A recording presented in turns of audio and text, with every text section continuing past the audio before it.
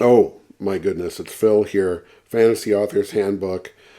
Trying to get back on track with the 100 book challenge videos. This is number 39.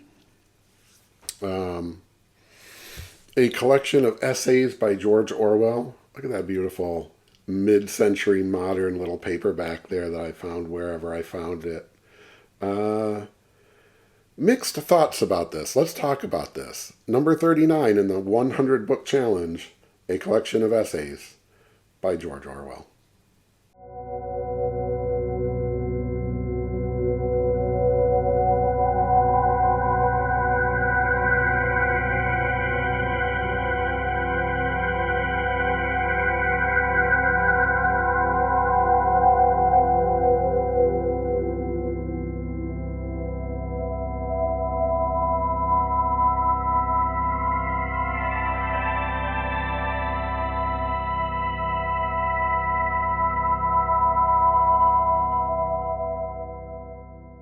Okay, do you need me? You don't need me to tell you who George Orwell was, right? I mean,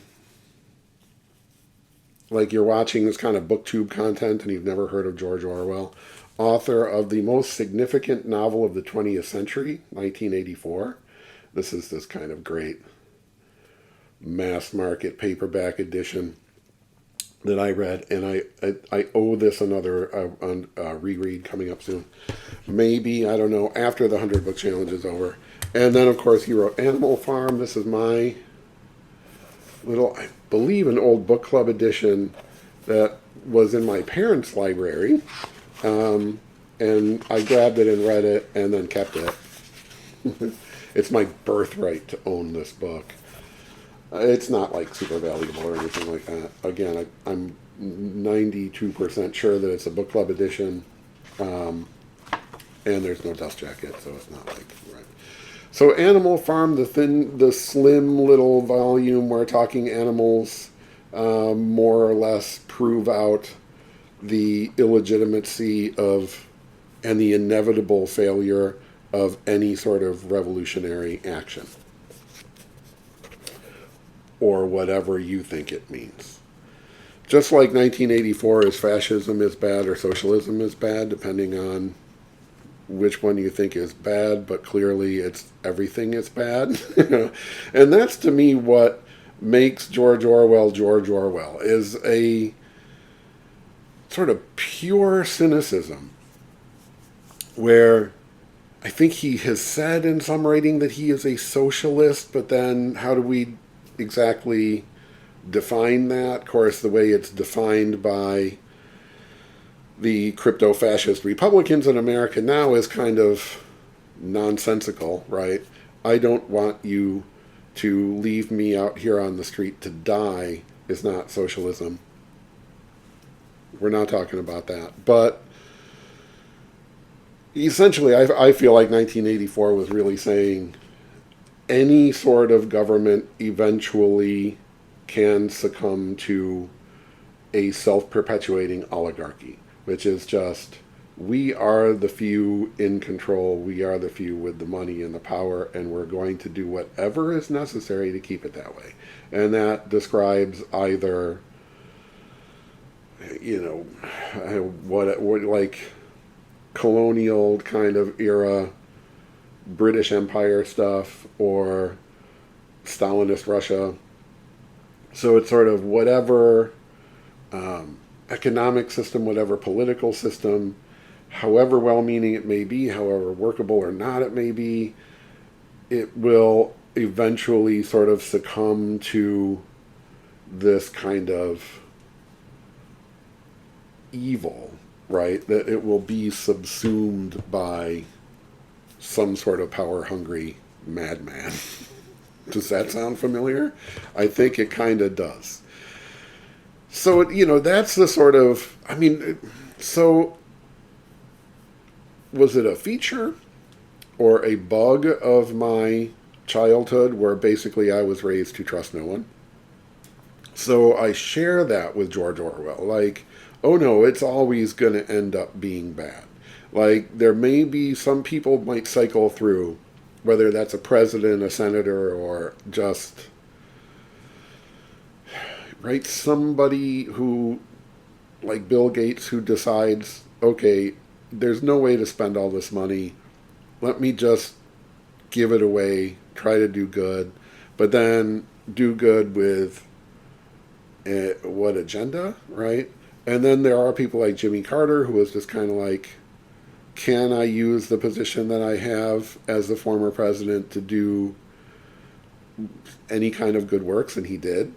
So there are, it's not, I don't really believe, and I don't think that Orwell believed, that everyone was terrible, that everyone was sort of a Donald Trump in the making, that in fact, the overwhelming majority of people will do the right thing when given the opportunity to do that. The degree to which we're given the opportunity to do that, though, is where the question marks come in, right? So anyway, let's get to a collection of essays by George Orwell, and you can see me like getting into the political thing, and there's really no way to interface, right, to read George Orwell without getting into that headspace, because that's where he lived. That's his domain, right? The sort of macro political spectrum. And so going into this, I'm thinking, all right, let's, get the nonfiction George Orwell, maybe the sort of unfiltered George Orwell. And I have read some of these essays in another edition of a book that I have behind me and that I will cut around me reaching so it's not weird and rude. And that book is Why I Write. This was really great. This Penguin Great Ideas series, very slim little volume. And I read this ages and ages ago. So there were a few essays in here, mostly Why I Write, Politics in the English Language, and what was the other one? I think that the title changed. Was it England, Your England Became the Lion and the Unicorn? Somewhere around here you will see me look that up later. So anyway, and it's not to cheat on the 100 book challenge, but there are too many fish in the sea, right? There are too many books on the shelves to get into too many rereads. This was really fantastic. And so when I found this, I thought, ooh, more essays, and there are definitely more essays in here. So in my usual, largely unprepared, off-the-cuff reading of this, I can say that, I think like any kind of a collection like this, certainly of essays that are this degree of dated. And I think one of the, obviously the strengths of 1984 and Animal Farm in particular are a timeless quality to it. Because 1984 was science fiction, Animal Farm was fantasy, that's what those genres can do. They can remove you as an author and as a reader from the time and place that they were written in, although still being steeped with that. So obviously Orwell writing 1984 immediately after World War II is certainly going to inform that, yeah. But in the meantime, we can all read that and look at that and find things that are happening today. So what does this, but let's talk about this book. There are, how many essays? It doesn't matter. Such Were the Joys, Charles Dickens, The Art of Donald McGill, Rudyard Kipling, Raffles and Miss Blandish, Shooting an Elephant, Politics in the English Language, again, which I had already read in Why I Write, Reflections on Gandhi, Marrakesh, Looking Back on the Spanish War, Inside the Whale, England, Your England, Boys Weekly, which I found really fascinating, and then, of course, Why I Write. So I'm only going to talk about the essays that were new to me in this book, and admit to a couple that I kind of skipped. I have the right to do that because I'm a free American, whether certain people like it or not. Anyway, I'm just going to flip through this and read from it little bits that I have taken out. So first of all, Such Were the Joys is, it right away this book got me because this was a memoir of George Orwell's time in what I guess in England they call public school, what here we would call private school or boarding school. I don't even know that boarding schools are still a thing in America, are they? I didn't grow up in the boarding school kind of family, if you know what I mean, but I found this whole story of his childhood just fascinating and heartfelt and sadly relatable in certain places, right? So how about this right in the very first page? Night after night I prayed with a fervor never previously attained in my prayers. Please, God, do not let me wet my bed. Oh, please, God, do not let me wet my bed. But it made remarkably little difference. I don't know if this is just a young George Orwell or an older George Orwell looking back on a young George Orwell and questioning the power of prayer. He didn't seem to me to be a particularly religious guy. Yeah. In the margins here, this is where, this is about me, right? Because it's not about George Orwell. It's about what George Orwell says to me. And reading this book will be what George Orwell says to you, right? That's what books do. Right here I wrote, me to age 18. Oh, God help us all. I was crying partly because I felt that this was expected of me, partly from genuine repentance, but partly also because of a deeper grief which is peculiar to childhood and not easy to convey, a sense of desolate loneliness and helplessness of being locked up not only in a hostile world, but in a world of good and evil, where the rules were such that it was actually not possible for me to keep them.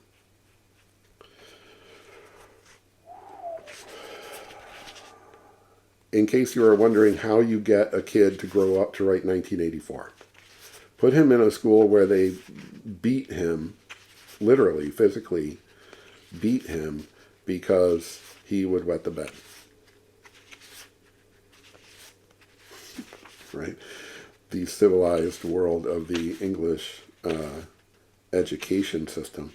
I'm flipping and flipping and flipping here. What? Oh, what's this? What did I call? What did I? Still in such were the joys. Even a creature that is weak, ugly, cowardly, smelly, and in no way justifiable still wants to stay alive and be happy after its own fashion. I could not invert the existing scale of values or turn myself into a success, but I could accept my failure and make the best of it. I could resign myself to being what I was and then endeavor to survive on those terms. That is the human condition in a nutshell, isn't it? And again, still in such were the joys. This is George Orwell in an English boarding school in the 19-teens. And I think this is him still struggling with kind of the concept of, or the contents of a religious upbringing. I imagine that very few people nowadays would tell a child that if it masturbates, it will end in the lunatic asylum. That would have to be a mighty big lunatic asylum. And this one, I mean, sometimes the marginality of mine confuses me, and when I read it later, I just wrote oof next to this. So let's see what oofed me. A child which appears reasonably happy may actually be suffering horrors which it cannot or will not reveal. It lives in a sort of alien underwater world which we can only penetrate by memory or divination. Oof.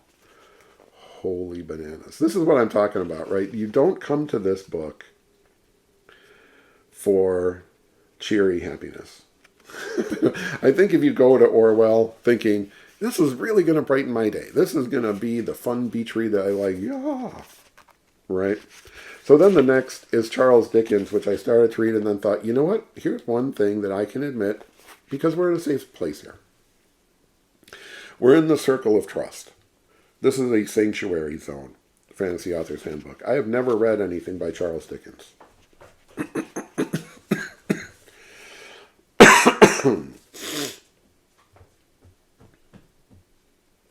But I want to. And I actually have a couple of Dickens books downstairs in the main library. I tend to buy them when I see them in like really cool, like groovy editions. And I have a couple of really cool groovy editions downstairs. But so I thought, am I going to really read him? I don't know if he rips into Dickens. He probably does, right? I don't know. But it was a very long, look at me flipping, very long essay just diving into an author I haven't read. And I thought, is this just going to be spoilers? So here's the promise that I made. Because I have this book, right, and Amazon can't take it away from me because it's not on a Kindle or anything, then, and I'm keeping it, obviously. I always keep books that I have written in. And, of course, a book like this that I'm going to want to refer to again. After I have started reading Dickens, sometimes in the future, I will remember that this essay is here and then read it then. The next was The Art of Donald McGill. I'll try to throw some of those images up here. This is an artist that I was completely unfamiliar with, but looked him up on the internet, and he sort of was famous for these goofy little sort of racy cartoon things that were printed on postcards. And in here, Orwell says, society has always to demand a little more from human beings than it will get in practice. It has to demand fruitless discipline and self-sacrifice. It must expect its subjects to work hard, pay their taxes, and be faithful to their wives. It must assume that men think it glorious to die on the battlefield and women want to wear themselves out in childbearing. The whole of what one may call official literature is founded on such assumptions. Now, this was an essay written in 1941, so I don't know the degree to which that's true anymore. This feels a little bit more like the kind of great again that certain demented individuals are trying to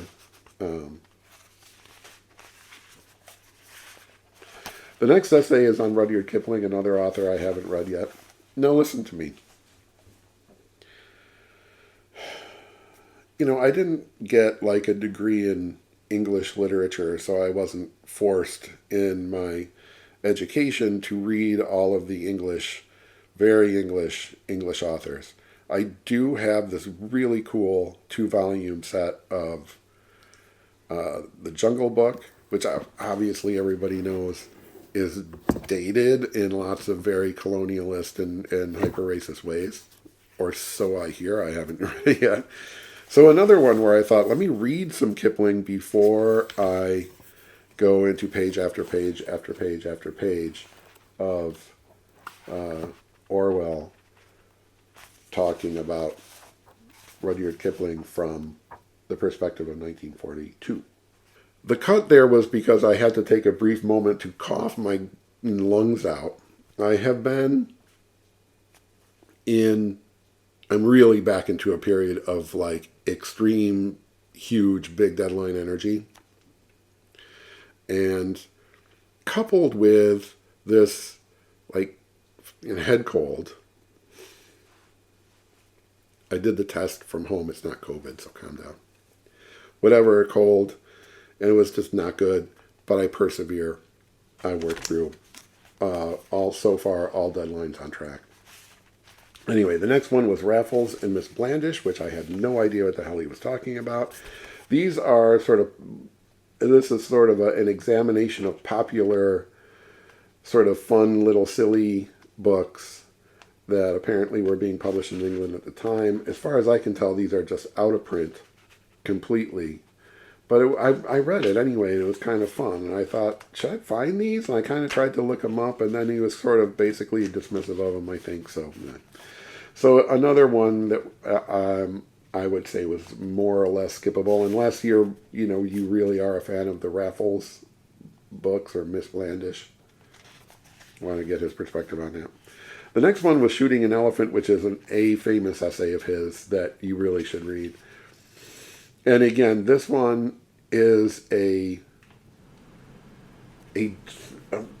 kind of a deep dive into the British Raj, the colonialism in India, or in Burma in this case. That was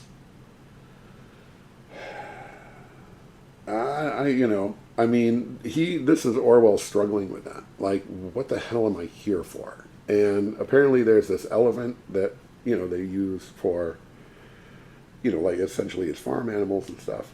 And it had gone berserk, and apparently these elephants do that. And this was one that I kept because I'm like, keep that term for this, right?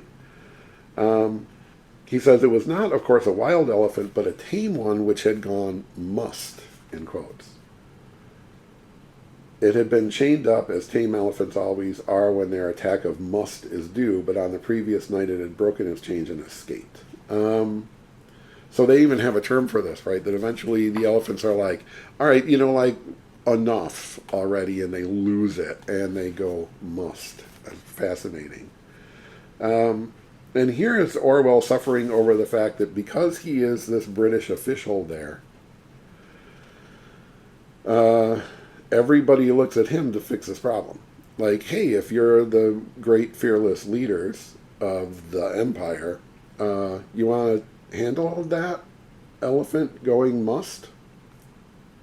And so he reluctantly is given this, elephant gun.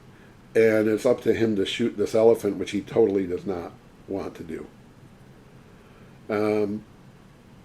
But he's seeing like people have actually, at least one person's actually been killed by this elephant. And here's a line that is a keeper, right? In a parenthetical on this page.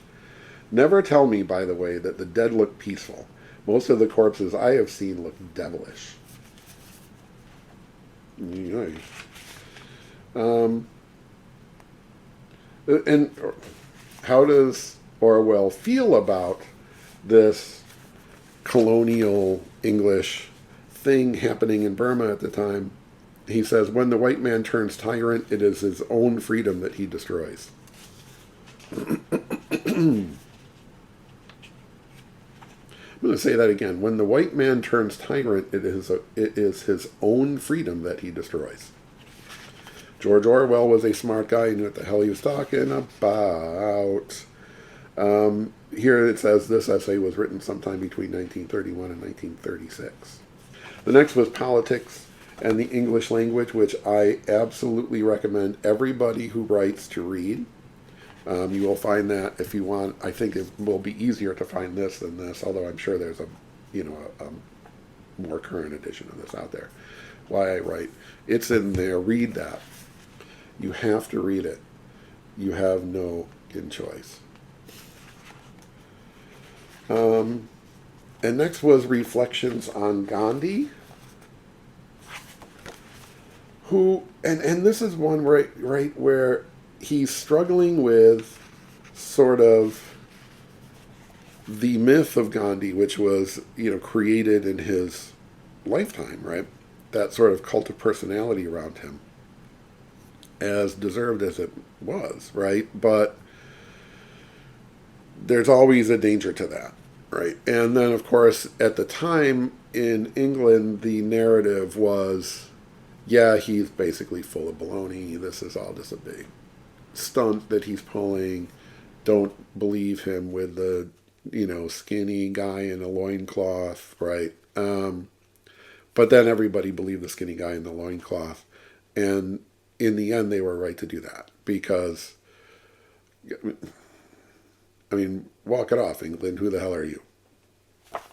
And it seems to me like Orwell kind of got to that same, more or less, headspace.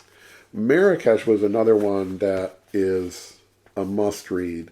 How about this? I'm keeping this. I keep all this stuff in my version of a commonplace book, which is a Word document with all sorts of stuff I pour in there. In terms of, how about great opening lines to anything?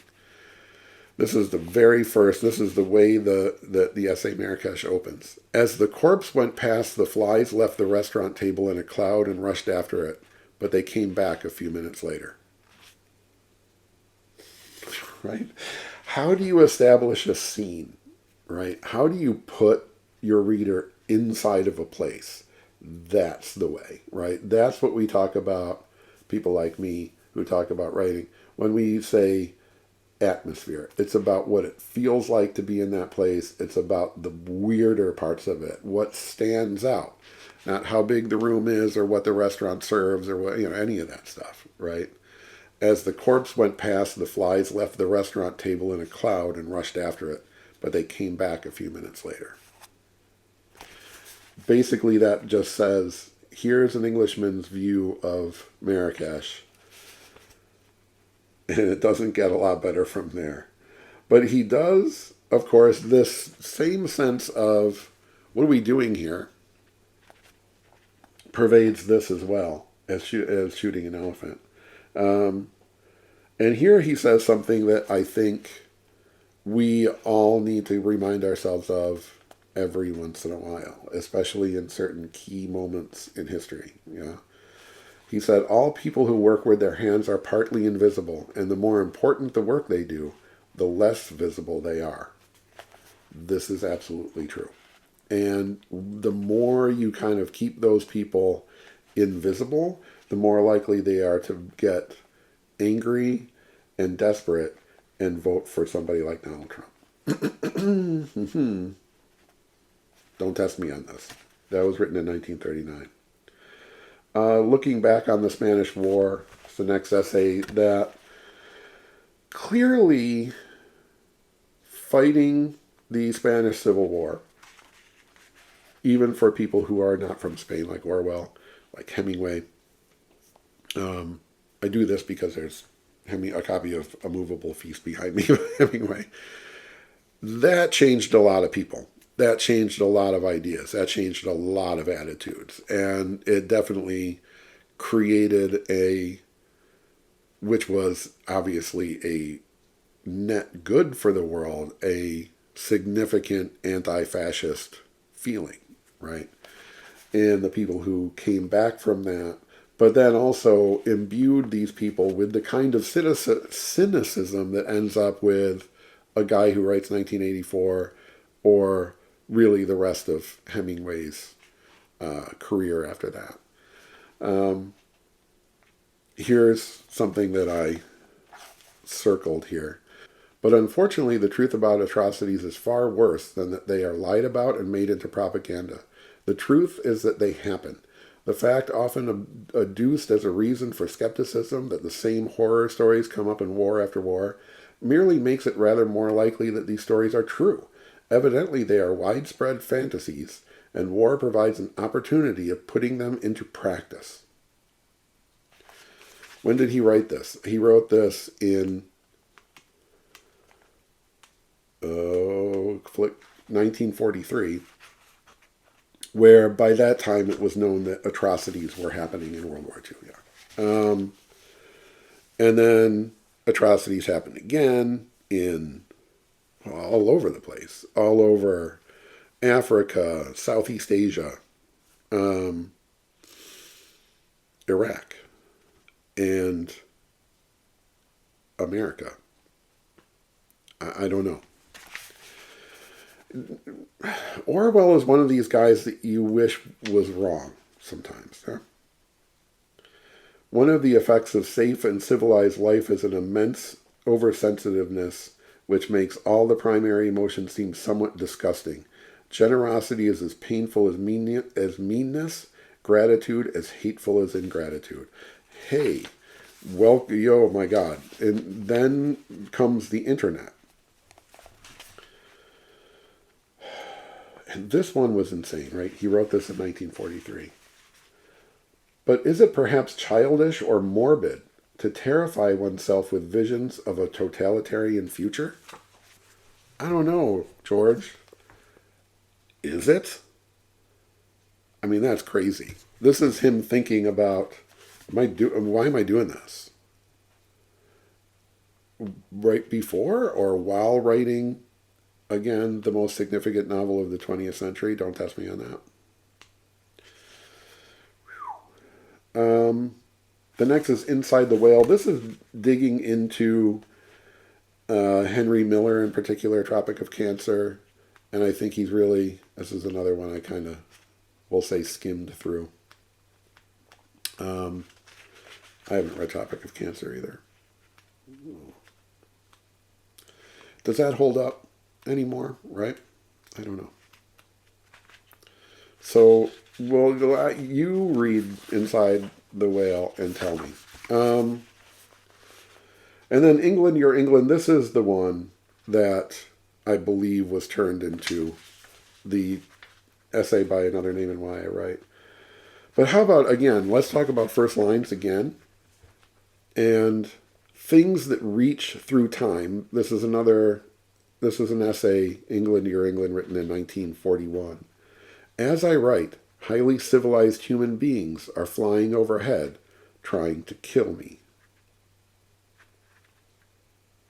And I think to me this, again, among the greatest first lines of anything I've ever read in my life, especially understanding the context of a man living in London in 1941. But it also, to me, feels like it crystallizes everything that Orwell went on to talk about in 1984, Animal Farm and elsewhere. That these aren't like these monster creatures that come from another dimension. That these aren't evil angels or demons coming from hell or, aliens from another planet. These are highly civilized human beings. These were Germans who got talked into this stuff. Just like there are Americans right now who are getting talked into this stuff. Highly civilized human beings who don't wake up in the morning and say, you know what, let's go kill a bunch of people, just because. Killing is fun. They get talked into it. They get indoctrinated into it, right? As I write, highly civilized human beings are flying overhead trying to kill me. Ooh. This is another part of, remember I talked a little bit about depression, seasonal affective disorder, and what I'm reading. The next one, this was saved it for me. This essay called Boys Weekly, a thing that existed in England back in the day. This one from 1939, and to me, these were little magazines that would come out every week for kids. And he read the boys. There were also some that were aimed at girls because, we need to, of course, gender everything. That was still true even through my childhood. But then he talks about how girls would read the boys, but then boys were reluctant to read the girls because society damages everyone. But they would be these sort of stories about, like, kind of slightly upper middle class kids, the kind of boarding school kids in boarding school, that really talks back to the first essay where such were the joys, his life as a student in those schools.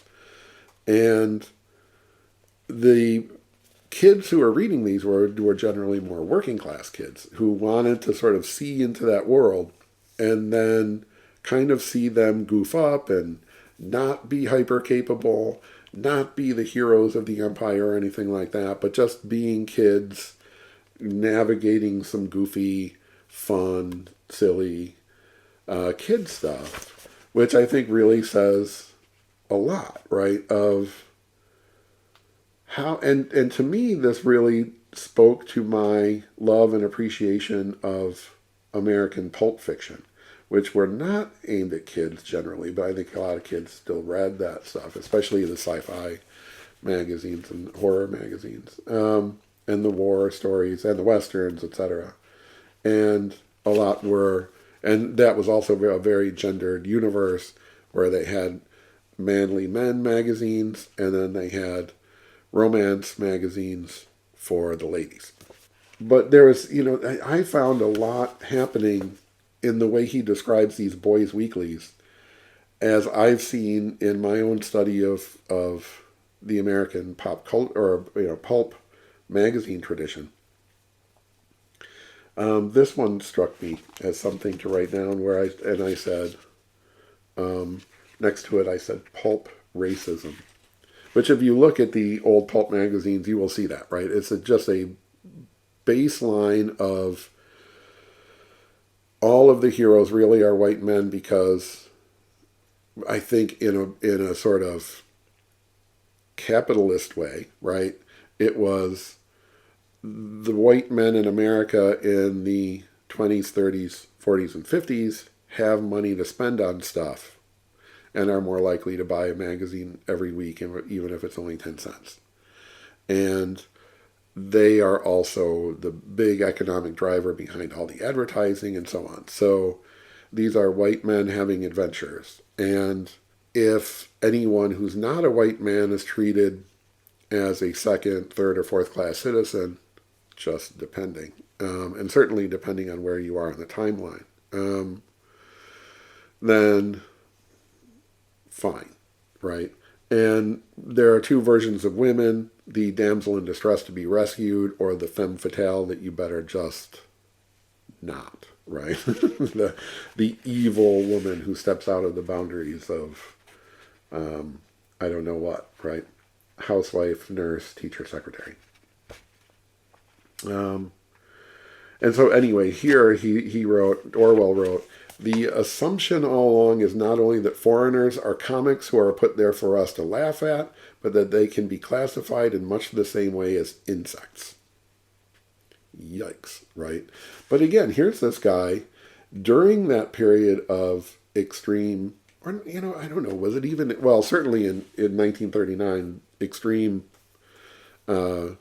racism in anti-Semitism in Germany, but certainly extreme racism pretty much everywhere, and absolutely within the British Empire, and absolutely here in the United States. So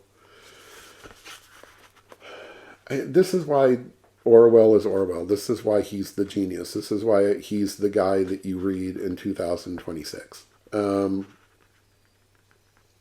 Because he got that. I don't know.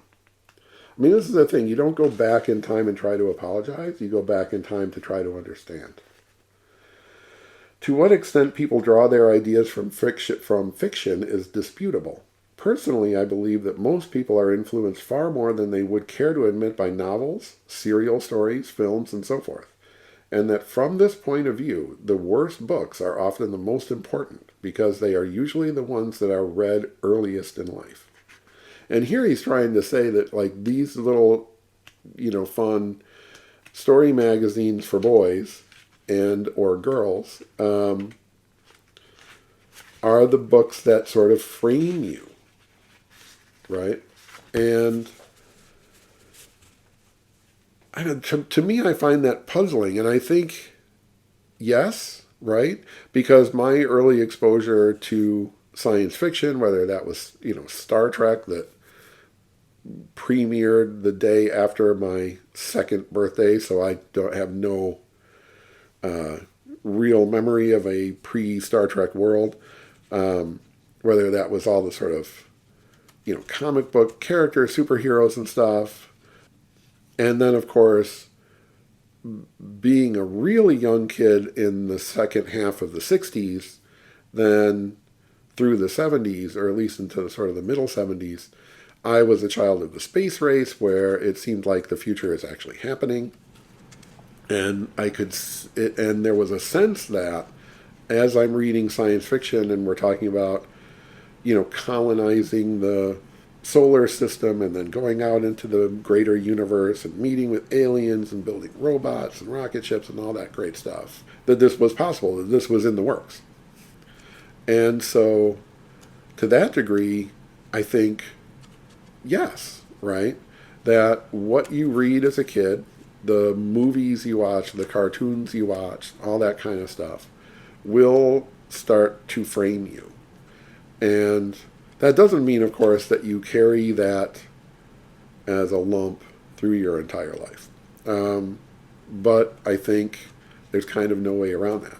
And clearly Orwell isn't the only one thinking that, where you have now people who are trying to interfere in that and say, we're taking all the books out of libraries that have like, like black people in it or trans people or anything. Eventually, like, just shut the library down, right? In order to make sure that kids are properly indoctrinated into the cult of cults. Another reason to support your library, and another reason never to vote for a Republican for anything. This has been Phil. This has been the 100 Book Challenge number 39. This has been a collection of essays by George Orwell. I feel like now I have to go and like maybe sit in the bathroom and weep for a couple minutes. I will see you again soon. You know what to do. Just do all the YouTube stuff. If you haven't subscribed, that's on you, man.